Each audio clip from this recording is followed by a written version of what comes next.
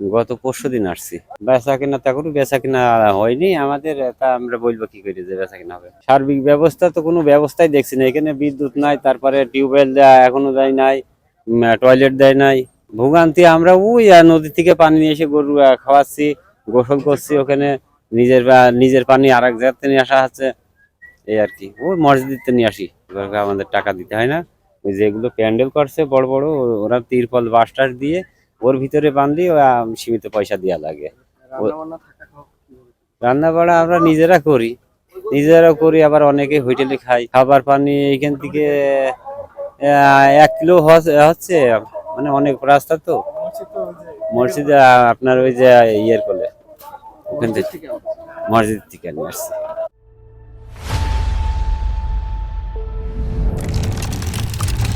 আমি আসছি ঝিনাইদহ থেকে, আসছে 14টার মতো আছে।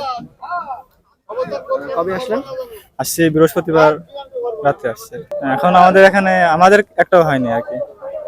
কেমন আসছে ক্রেতা? আসছে, এদিকে একটু কম, ওই যে পাকা রোডের ধারে আর কি একটু বেশি।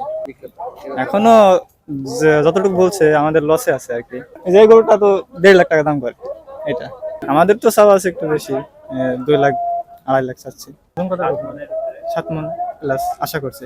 আমি 2টা গরু আনছি, এই 2 দিন আগে আসছি, 30 তারিখে আসছি। বিক্রিটা তাই হচ্ছে, হালকা পাতলা হচ্ছে, কিন্তু এদিকে কম হয়েছে, ওই সাইডটা একটু বেশি হয়েছে। কিন্তু এদিকে কারেন্টের ব্যবস্থা নাই, তো এই জন্য খরিদ্দার আসে না, বুঝেছি। কিন্তু কষ্ট হয় কিরকম থাকা? থাকা খাওয়া প্রচন্ড কষ্ট, তো এখানে তো একবারে কারেন্টের ব্যবস্থা নাই, কোনো পায়খানা টয়লেট নাই, এখানে পানি কিনে খাইতে হয়, সমস্ত জিনিসই কিনে খাওয়া একবারে পুরাটাই কষ্ট, গোসলের সমস্যা।